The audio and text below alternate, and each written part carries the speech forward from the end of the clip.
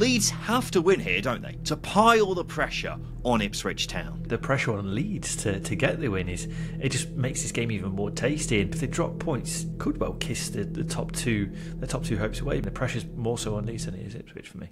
Hello and welcome to the second tier preview show brought to you by SBK. I'm Ryan Dilks and I'm joined by the Chris Wilder to my Tom Cleverley.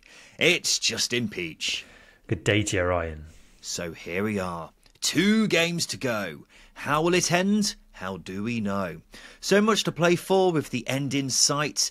Can Leeds get in the promotion driving seat on Friday night? If Ipswich beat Hull, it'll be alright for some. Meanwhile, Huddersfield will officially be down if they lose to Brum. So I can tell you now, folks, this episode is not one to miss. Just in my Ben Osborne looking friend, you still smell like piss. You're earning your money on these poems. Well done, Ryan. Well done. Fantastic. Clip these up and get them in a book somewhere. Maybe you can have your own quote book or a poem book. You know, not quite a Neil Warnock quote book, but poem related. We'll go with that. I'll take it. I like to think I'm the modern day Oscar Wilde, except the Championship version. Yeah, if there was ever a version of an Oscar Wilde, it probably wouldn't be a Championship version, but you're as close as we can get. You're as closest to a modern day Oscar Wilde as we can get in the Championship. If Oscar Wilde had to support a Championship team, who would it be? I don't know. It's got to be sort of a free thinking. Maybe Southampton or Russell Martin. A little bit wild, a little bit self-destructive, but ultimately do what they want. They think freely, and they're creative and they're slick. I could see him being a Saints fan, maybe a Plymouth one if he's feeling a bit hipsterish, you know. So someone down on the south coast possibly. Anyway, shall we talk about the Championship this weekend? Welcome to the Number One Championship podcast, the second tier. Thank you for joining us wherever you are. Yes, this is it, ladies and gentlemen. We're looking ahead to the penultimate game week of the Championship season. So let's bloody get our noses into it, shall we? We have got so much to go through with so many twists and turns, so much on the line this weekend. And it's going to be bloody difficult for you to decipher it all. So why not get your pals at the second tier to help you do it? We're going to be talking about our game of the week, and then we're going to be doing our banker and outsider predictions, and then we're going to finish off, as always, with Scott High or Ryan Lowe right at the end of the show. So our game of the weekend is the big match from Friday night. Leeds United travel to Queen's Park Rangers. Leeds are the 3-5 favourites for this one with SBK. QPR are 47-10. The draw is 31-10. Otherwise known just in Leeds United versus QPR as the Matt Smith derby. You know, there's actually quite a few players who have played for both of these two, but Matt Smith felt the most on brand, I thought. On brand, yeah. I mean, you've got the Neil Warnock factor. There's a little bit of Paddy Kenny in there as well. Sean Derry. Ferdinand. Oh my God, yeah. Yeah. There's loads more. Dexter Blackstock. I was having a proper dive through some of the players who have played for You both. went into a hole. There's loads. And Matt Smith was the one I liked the most. Sean Derry as well. Yeah, I said Sean Derry. Trying to think of others now, but I'm not going to because I don't want to waste any more time on trying to throw them out there. But you are absolutely right. It is a Matt Smith derby, and what a derby it is. What a big game it is. Rob Green with his wonky fingers as well. Oh God.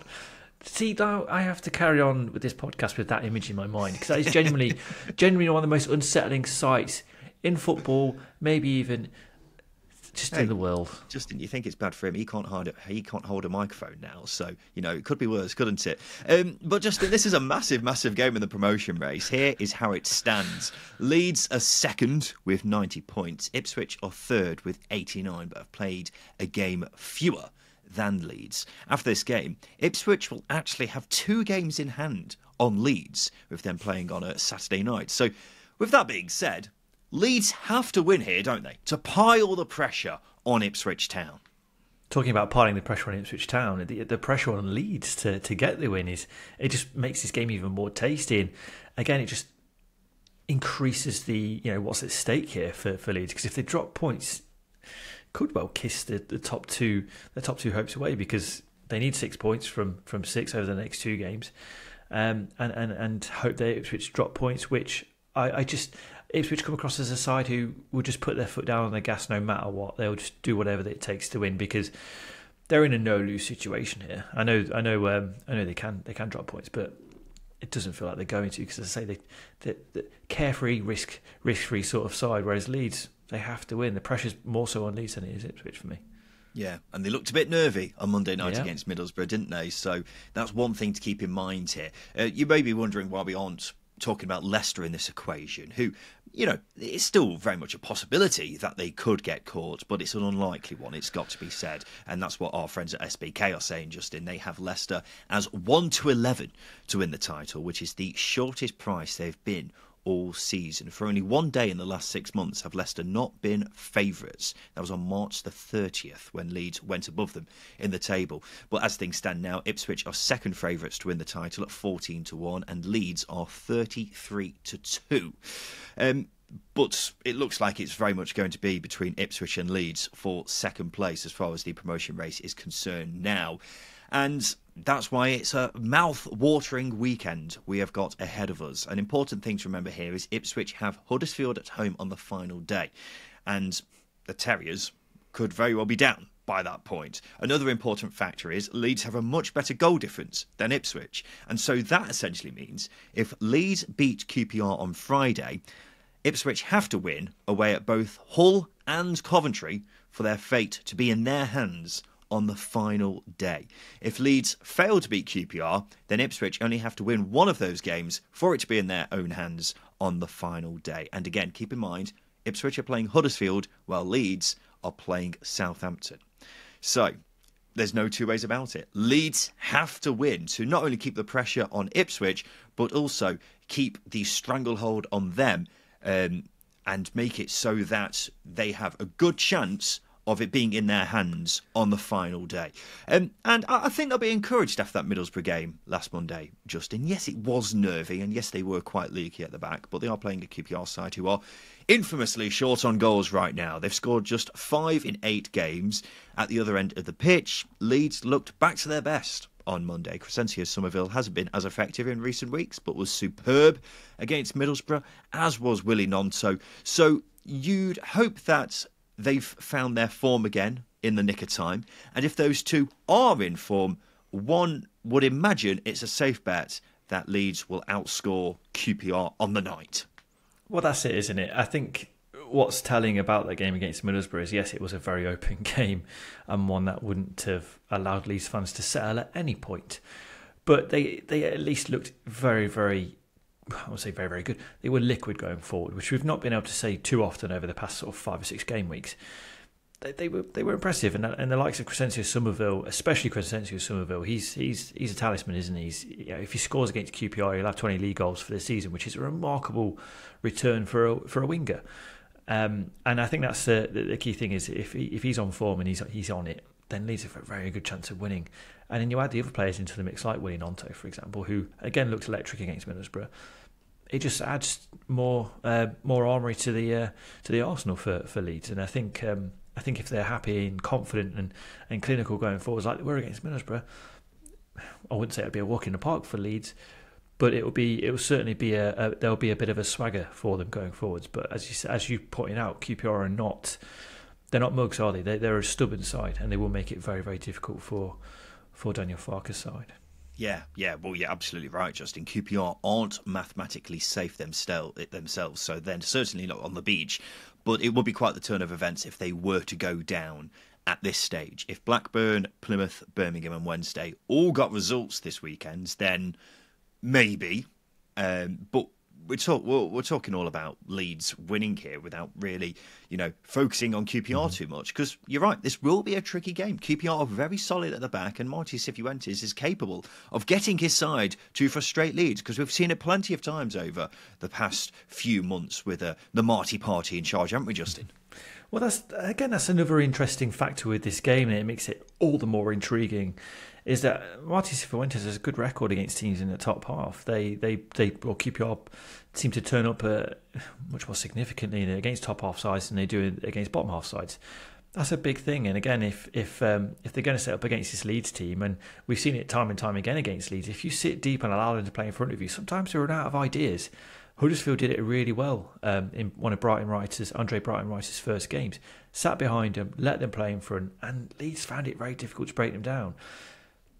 Now, could QPR do exactly the same thing? They've got some really old heads, experienced players at the back, and again, you've got Begovic in goal. There's a lot of experienced leaders in there, and I think they'll be more than comfortable just heading and kicking everything away and allowing Leeds to play in front of them. So for me, this is a tricky game for Leeds, and one I think QPR will probably have I wouldn't say a lot more confidence going into it, but especially with the potential of being safe, there's so much more motivation there for QPR to go out, frustrate Leeds, and come away with a result. Yeah, don't underestimate QPR. The reason why they are not completely out of the relegation battle right now is because their strikers just aren't scoring. It's as simple as that. The goals have been the real problem under Cifuentes, but defensively, I don't think anyone can fault them. Since he's come in, compared to Gareth Ainsworth, they are so much more solid at the back. He has really organised that defence, and that's been one of the main features for the reason why they've climbed out of the bottom three and are looking like they probably will be safe now. And that's exactly how I think Cifuentes will be approaching this game, thinking, if we keep Leeds out, then we're pretty much safe, and that'll be a bloody good result from a QPR perspective. Justin, it's now time for our second tier bet builder with SBK. And with SBK, you can curate your own bet builder from a range of markets for any championship game, and it's easy, fast and secure on the SBK mobile app. And you'll find substantially better odds there than at any other bookmaker. So every Friday, we make our own bet builder with 4 selections all relating to our game of the week. So that's 2 for Justin and 2 for me. Justin, can you please tell me what your first selection is? I certainly can, Ryan. I've gone with Crescencio Somerville to score any time. He looks so confident against Middlesbrough, considering as well other factors in the fact that he can score the spectacular, he can score penalties and put penalties away. If Leeds are going to get a result, they're going to need him to be informed. So there's going to be a reliance on old Summers there to, I wouldn't say bail Leeds out, but certainly be the man they turn to if things do get tricky. And as I mentioned earlier in the episode, he could score his 20th league goal of the season, which for a wide player is a very, very good return. So for me, this man is capable of winning any game at any level. I think he's that good, and I think Leeds are going to need him to be on form to come away with 3 points against QPR. Yeah, he's that man, isn't he? He's that guy, and old Crescencio will be the one who Leeds are putting a lot of their hopes on. I mean, in recent times they have maybe put their hopes on him a bit too much, but look, he's an unbelievable player. There's a reason why I've seen loads of Champions League sides being linked with him in recent weeks, and if Leeds don't get promoted, they can almost certainly kiss him goodbye in the summer. Even if they do get promoted, they may be kissing goodbye to him in the summer. But he's an unbelievable player, and if he has, you look at the Middlesbrough game from Monday, he looks like he was back on it, didn't he? One of the goals in particular was an absolute beauty. Oof. So, yeah, he's going to be the guy for Leeds this weekend. So I 100% back this pick, Justin. My first selection is QPR to have the most cards in this one. Over Leeds' last 4 games, the opposition side has picked up more cards in each of them. Leeds have picked up the fewest cards in the division as well. QPR picked up the 8th most. And look, Leeds have got the likes of Ruta, Somerville, Nonto. They're foul magnets, really. They all get kicked all over Loftus Road. So I think this is a safe pick, Justin. Would you agree? Oh, absolutely. Leeds have got the best disciplinary record in the Championship. They've got the lowest or fewest yellow cards in the Championship, and as you say, Justin, as you said the other day, they're not dirty Leeds anymore. They're squeaky clean Leeds, aren't they? Squeaky clean Leeds under Daniel Farke. They do not like to give fouls away, and they've got a nice team, which is maybe why they've allowed Leicester to go on and win the title. Maybe too nice. So it's hard to disagree. And when you've got players like Steve Cook, Jimmy Dunn, players who typically you'd expect opposition to be fouled by them at certain points. Some skullduggery going on. I think QPR are a good shout for this one. Yeah, I like a bit of skullduggery. Justin, what is your second selection? I've gone with over 2.5 goals to be scored. It's hard to see this being a low-scoring game. I think it might still be a tight one. I think it might be one where Leeds probably, the squeaky bum time essentially comes into the factor here for Leeds, like it did against Middlesbrough. I can't see it being as open as that one. But again, as I say, it's hard to see Leeds not keeping the score down, especially with how clinical they were against Borough. Even Patrick Bamford scored. Now, I'm not throwing shade at Patrick Bamford, but if Patrick Bamford gets on... No. I'm going to try and compliment him. If Patrick Bamford's scoring, then you're putting the ball in the right place for your forwards, because he needs the ball to be in the right place to score a goal. So if you're doing that, then perhaps you are back to your best going forward. So yeah, for me, Leeds are going to score. QPR might get one back, or even might take the lead and Leeds come back. But yeah, certainly over 2.5 goals. Yeah. I mean, Leeds, if they play like they did on Monday night, then this could very much be a goal fest. But as we were alluding to, QPR aren't the most free-scoring side on earth. However, Leeds have looked so open on occasion that it wouldn't surprise me if one just hits Lyndon Dykes in the face and goes in. Because, let's be honest, he's not had the greatest of seasons, but every so often one does ricochet off his arse and go into the goal. So, yeah, I think over 2.5 is a good pick, Justin. And we've gone for my second selection and final selection in this bet builder, Leeds United to win. Leeds have to win. They simply have to win to keep the pressure on Ipswich and make it so it's as realistic a chance as possible that it is in their hands on the final day. So they've got to go there and win. They'll certainly take encouragement, I think, from the Middlesbrough game last Monday, where they were a bit nervy at times, but at the same time they looked like they had that cutting edge in attack once again. So yeah, I think Leeds to win is a safe pick here. Also got to be said, QPR have the second worst home record in the division, or they did last time I checked anyway. So yeah, not very good at home at QPR. So you'd look at this from a Leeds perspective and be thinking this is one we have to win, Justin. Would you agree? Oh yeah, absolutely. Again, I think it's the fact that they have to win. Leeds have to win, combined with the quality that they've got, especially going forwards. That'll be the key difference. If anything, if QPR are going to come away from anything, it's going to be a hard-fought draw where the XG is wildly in Leeds' favour and Steve Cook scores a bicycle kick. You know, that's the way that QPR break teams down, especially at home. So the odds of that happening are a lot slimmer than Leeds doing what they do, which is score a lot of goals. For the record, QPR still do have the second worst home record in the league. That's despite beating Preston last weekend. So that goes to show how bad it has been for them despite that victory. So that again, our bet builder is Crescencio Summerville to score anytime, QPR to have the most cards, over 2.5 goals, and Leeds to win. And a £10 bet with SBK on that beautiful bet builder returns £58. But look, SBK are really, really nice. And with them, you can claim a 25% winnings boost on bet builders for QPR versus Leeds. And that brings us up, Justin, to £72.50. Max stake of £10, over 18s only, and T's and C's apply. Please gamble responsibly. That again, a £10 bet with SBK on our bet builder brings us up to £72.50 for the win. Justin, let's take a quick break. After that, we'll make our banker and outsider predictions for the weekend.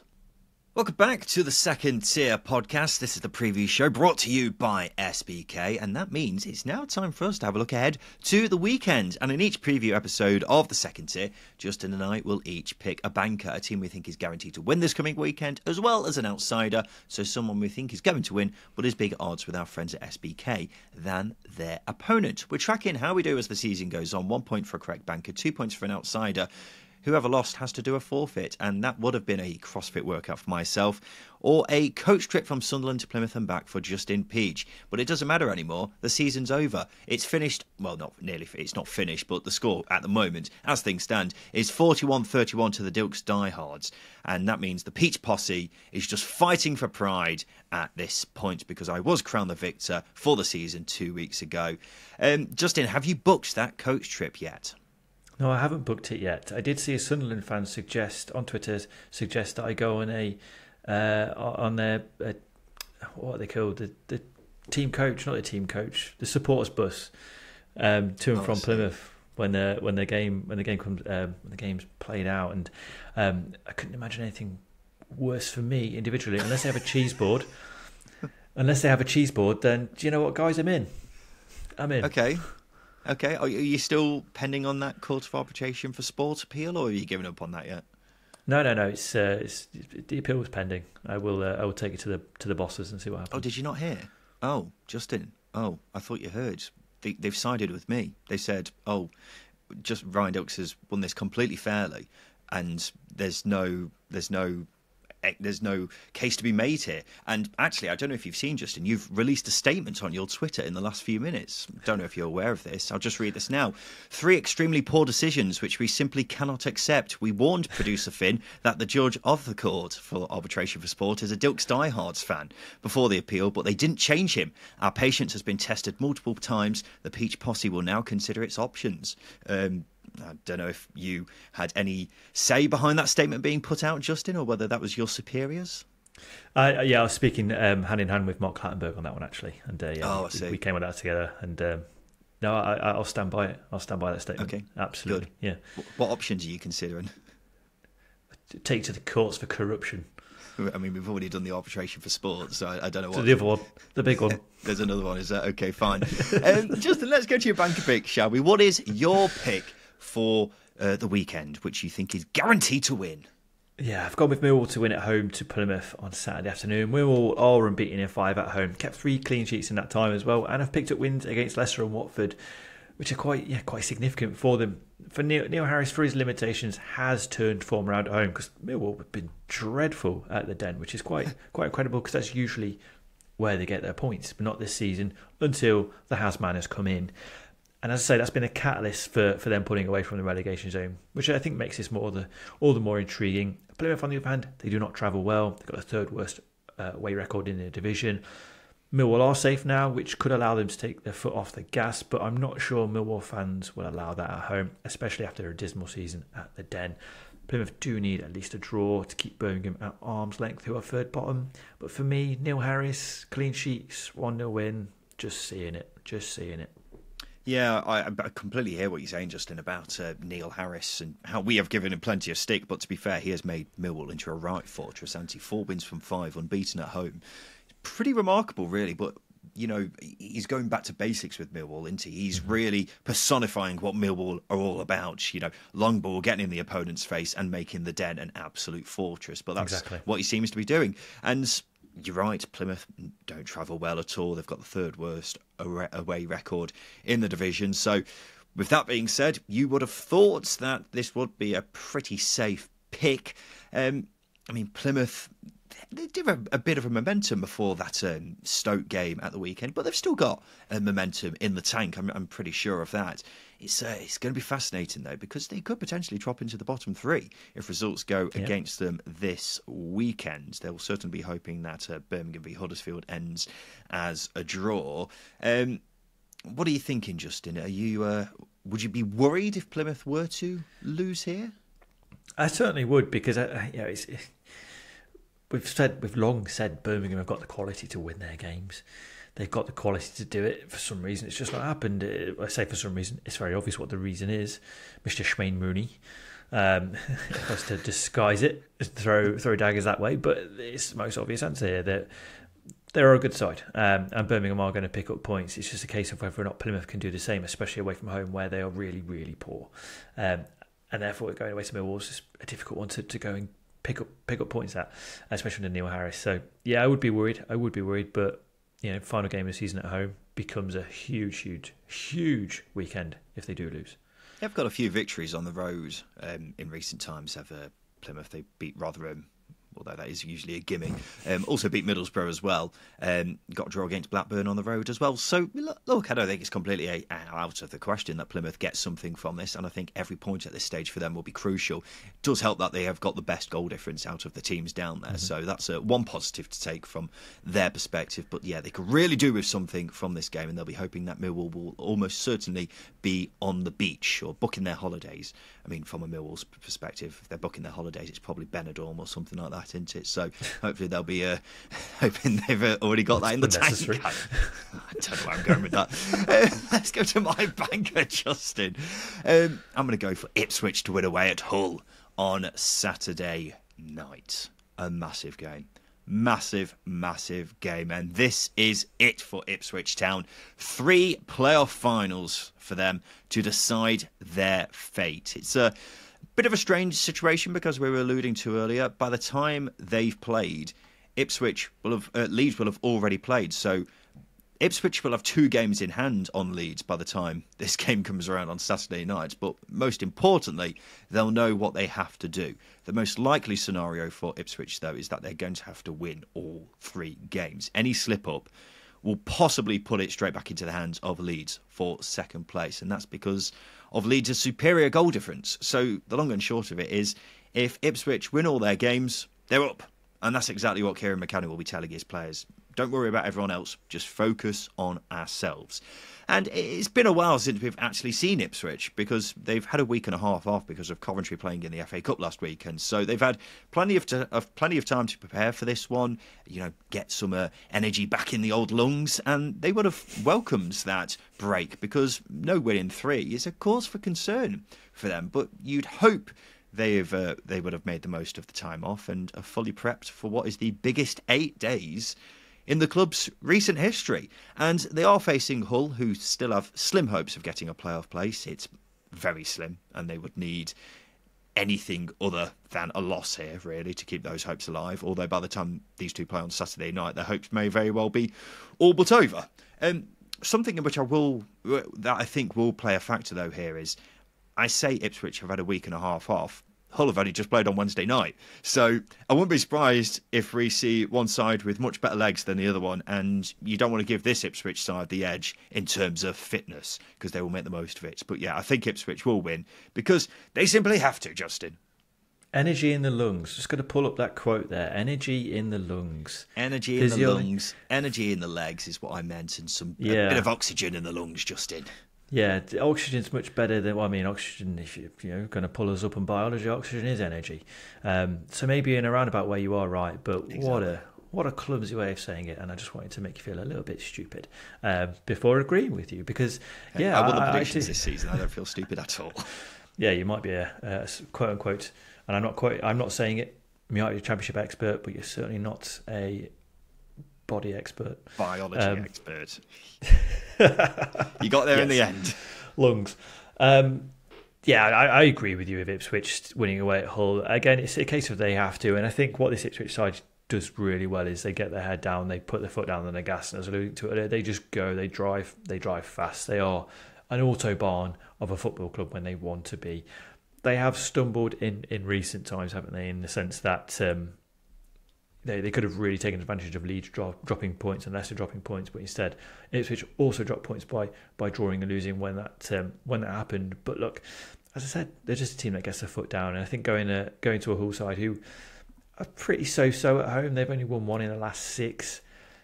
As I say, with all that siding towards Ipswich, it's hard to disagree with it. So there were mine and Justin's 2 bankers for the weekend, and every week we combine these 2 selections with a bet on the full-time result of our game of the weekend to create our very own second-tier featured multiple with SBK. So this week we're going for Leeds, Ipswich and Millwall all to win. That again, Leeds, Ipswich and Millwall all to win. And a £10 bet on that returns £66. With SBK, you can create your own multiple with 3 or more bets on the full-time result of any game from across the Championship. T's and C's apply, over 18s only, and please do gamble responsibly. Justin, it's time for our outsiders. Who have you gone for, first of all, big boy? I've gone for Sheffield Wednesday to win at home to West Brom on Saturday. They're playing at Hillsborough. They are playing at Hillsborough. Ignore me. Yeah. Yes. A championship expert over here. Wednesday have a habit of springing surprises on us. One of their most recent ones being jumping out of the bottom 3 for the first time since August. Basically forever. Coming out of the basement. Get your vitamin D, Wednesday fans. It is sunshine and rainbows when you come out of there, and hopefully the confidence is giving them energy in their lungs, because that's what they need. That's what they're going to need to get a win against West Brom. They're unbeaten in 3 at home, which I know it's 3 draws, but they've shown so much fight, drive, and determination in those games, turning around 2-goal deficit to Norwich, for example, by going really, really Tony Pulis shithouse kind of football. Literally putting the corners on top of goalkeepers, and they scored quite a few goals like that in recent weeks. I mean, West Brom are a very good side. They're a very good outfit. They need a result themselves to guarantee their place in the playoffs. But I know this becomes a very difficult game. And look, Wednesday are outsiders for a reason. 2 games left. This one's going to be a scrap, and I think Wednesday might be up for the street fight more than West Brom are. Yeah, well, it's interesting because obviously a loss here for West Brom would leave the back door open for Hull to try and sneak in. I mean, it would be bloody insane if West Brom didn't finish in the playoffs after being there pretty much all season. But you only have to ask Millwall fans to know that it's entirely possible after last season. The funny thing is with Wednesday, they like leaving us in suspense, don't they? So many times this season, when they've had the chance to climb out of the bottom three, they wouldn't take it. So now that we're here with them outside of the bottom three with literally just 2 games to play, it wouldn't surprise me if they decide, you know what, we'll falter here and leave it to the final day, just to keep everyone interested. You know what I mean, Justin? Exactly. And again, it's a very Wednesday thing to do, is to keep everybody at tenterhooks. I mean, just going back to last season, going 4-0 down in a playoff first leg and then winning the game in the second leg, taking the game to extra time and winning it in the last minute. Sheffield Wednesday fans like to keep everybody on their toes, or Sheffield Wednesday like to keep everybody on their toes, even their own fans. So would it be implausible to say that they do the same thing again this weekend with relegation? The relegation battle? Probably not. But as I say, they're outsiders for this game, coming up against a promotion contender in West Brom. It's going to be a street fight. And I think Sheffield Wednesday, I've got more in them to win a street fight than West Brom do. Yeah, they've got the pool cues, got some glass bottles. That's how they're going to win the street fight. Sock full of golf balls. Yeah, golf balls. Or marbles. Yeah, golf balls. Or marbles. Snooker balls. What is it? Oh, snooker balls, yeah. Golf balls won't do much. They'll just rebound off someone, won't they? It'd be awful. It'd be the worst weapon ever. Let's go to my outsider. I've picked what is possibly the biggest game of the weekend and maybe one of the biggest games of the season. It's Birmingham to win away at Huddersfield on Saturday afternoon. As I say, some may argue this is the biggest game of the weekend. And the reason for that is simple. It's 23rd versus 22nd, and Huddersfield Town will be officially relegated if they lose here. This is it. It's do or die for Huddersfield. Almost literally do or die. And they are quite fortunate in a way that the fixture schedule has thrown up this game for them, because it means they have the chance to throw someone else in the mud. At the same time, though, a loss means Birmingham will be able to create enough breathing room to officially send them down. But put it this way, Huddersfield's fate is still in their hands. However, like the Terriers that they are, there have been signs recently that it may be time to put them down.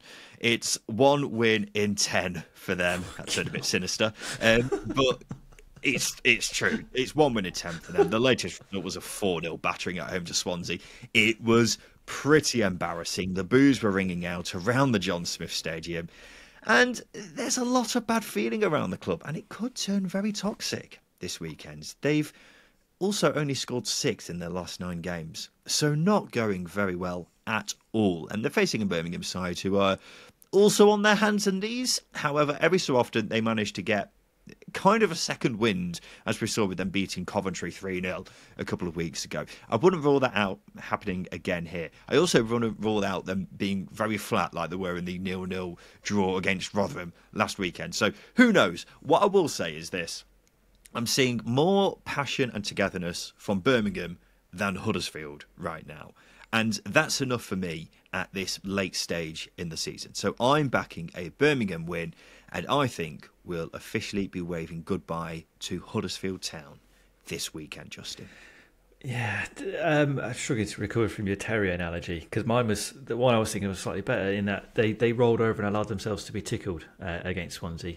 And the worst thing you can do with Guy Rowett rolling into town is to show him your tickly spots, because he will tickle you and tickle you and tickle you. Well, fair enough. I'm a bit more inclined. You are right in that Birmingham have a lot more togetherness. And I mean, I quoted Tom Magner last week when he was going around this St Andrews saying, "This is our house," and you know, it takes a lot of confidence and almost ego to be doing that when you're fighting relegation.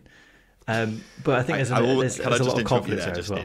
Can I just interrupt you there? I love that impression so much. It's fucking brilliant. It's my only one. There's a bit of Clinton in him, so to speak. So yeah, I think with that in mind, Huddersfield just feel like they're a side destined for League One now. It's felt like that for a long time. It almost feels inevitable. but at the same time, you can't rule it out. Or if winning here, would that just delay the inevitable? Who knows? But Birmingham are going into this in a much better state of mind than Huddersfield are. Yeah, it's unfortunate because Huddersfield are second from bottom, but they're also the side who have probably got the least momentum out of the sides who can still realistically stay up. So that's why it's looking so bleak for Huddersfield, and it could very well be the week that they do go down, and it will sum up what has been a pretty paltry season. And it's not at any point really looked like they would be comfortably getting away from the relegation zone. I mean, when Brighton came in, it looked like they may have actually got the right man in, but since then he's not looked convincing at all. They needed a firefighter, didn't they? They needed a firefighter. They brought in a philosophy manager, and it's just at the minute it's two negative batteries moving away from each other. There's a lot of science talk in this. I don't know if that is actually a thing with batteries. It's a plus and a negative, isn't it? It just doesn't feel like it's matched up just yet with Huddersfield and Brighton Writer. If you wanted a firefighter manager, then maybe they should have stuck with the manager they had at the start of the season. How about that, eh? But there we go, ladies and gentlemen. Those have been our predictions for the weekend, and that means it's now bloody time for this. Scott High or Ryan Lowe? Your little best is fucking shit, mate. Yes, it's time for Scott High or Ryan Low, and this is the game where we have to rank 4 things from highest to lowest. It's as simple as that. There's 3 questions, and this week I'm providing the questions for Justin. Are you ready, Peachy? I may as well be. Nearly the end of the season. Good. I'm all for it. I will say this, I really like these 3 questions. I'm quite proud of them, actually. Particularly the second one. But the first one is still pretty good. Here are the 4 players, Justin, who have made the most appearances in Championship history since the league rebranded in 2004 and are still playing in the Championship. I want you to rank them on who's made the most appearances in Championship history. They are Albert Adoma, Johnny Howson, Tom Lees, and Lucas Jutkiewicz. Tom Lees, wow. It just feels like he's always injured. I'm going to go with Johnny Howson, who we know is a lot of Premier League time, a lot of League One time. I think that's a bit of a red herring. Who's the first one again? It was Albert Adoma. I'm going to go. I'll go Uncle Albert. Then I'll go Tom Lees. Then I'll go. Who was the Jutkiewicz? Jutkiewicz, the Duke, and then Johnny Howson.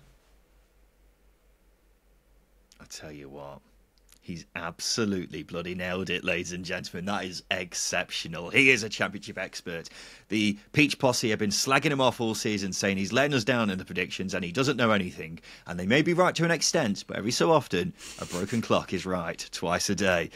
You're right. Albert Adoma, 524 Championship appearances. He's played in every Championship season since 2010-11. Which is pretty remarkable, isn't it? Pretty good going, that. Tom Lees is second, 485. Lucas Jutkiewicz, 471. Johnny Howson, 442. You were right. I thought that one may throw you off, but the Premier League time, yeah, he has had a couple of years in the Prem, hasn't he? This one's a bit of a different one here, Justin, but I'm very proud of this question. I think this may be one of the best Scott High or Ryan Lowe questions we've ever had. Here are 4 co-commentators.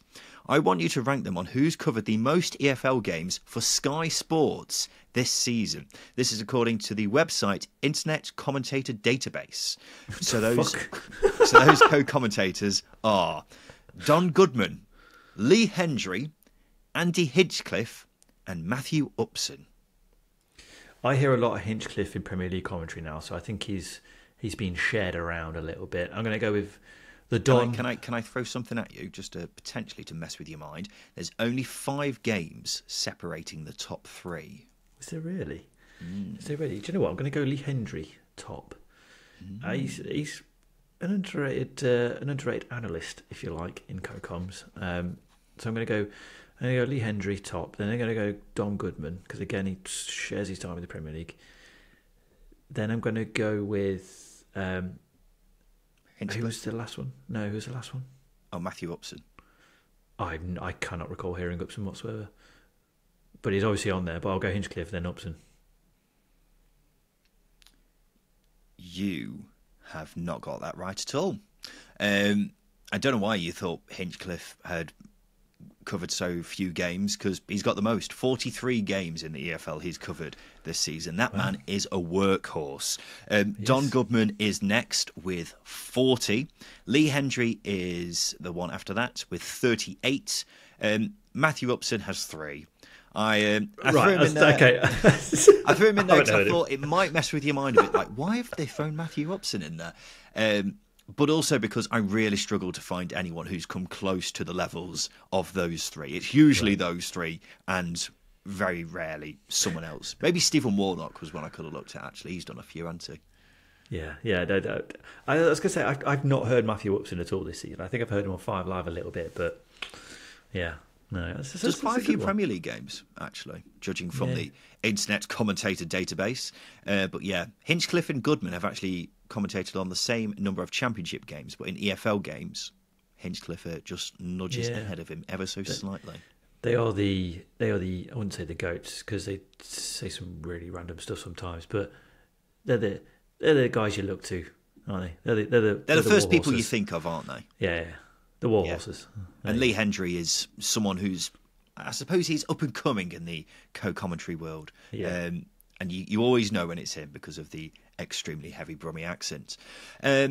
Justin, this is the final question from Scott High or Ryan Lowe, and it's all about Instagram. These are the 4 most followed people on Instagram. I want you to rank them on who has the most followers. They are Selena Gomez, Kylie Jenner, Lionel Messi, Cristiano Ronaldo. Ooh, which one's Kylie Jenner? She is one of the Kardashians. Don't ask me which one, though. She's one of them. Mm-hmm. But is she a good one or a bad one? You know, someone who's highly followed, for example. I think they're all bad ones. Yeah.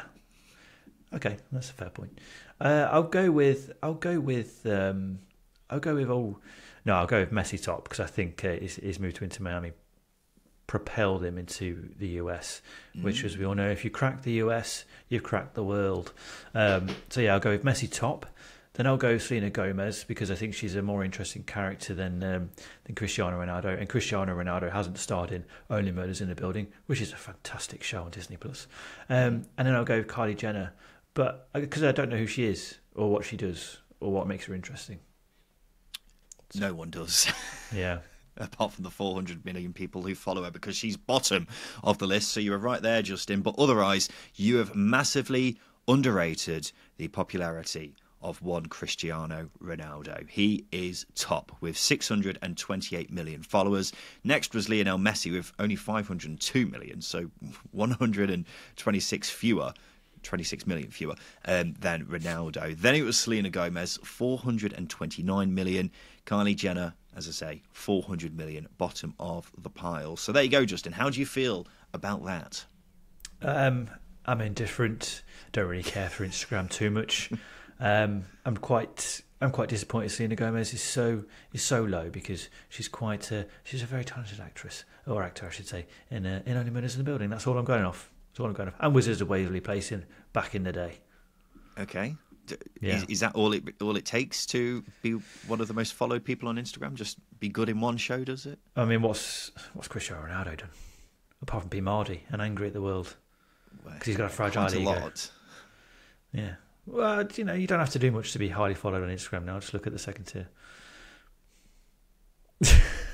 I don't even know how to take that. It sounds like friendly fire to me. Anyway, that's been Scott High Ryan, though. This has been the Second Tier Podcast. It's been the preview show brought to you by SBK. It's a massive weekend of championship action coming up, ladies and gentlemen.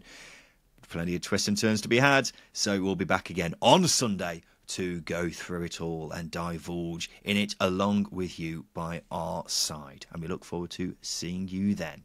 This has been the Second Tier Podcast. I've been Ryan Dilks.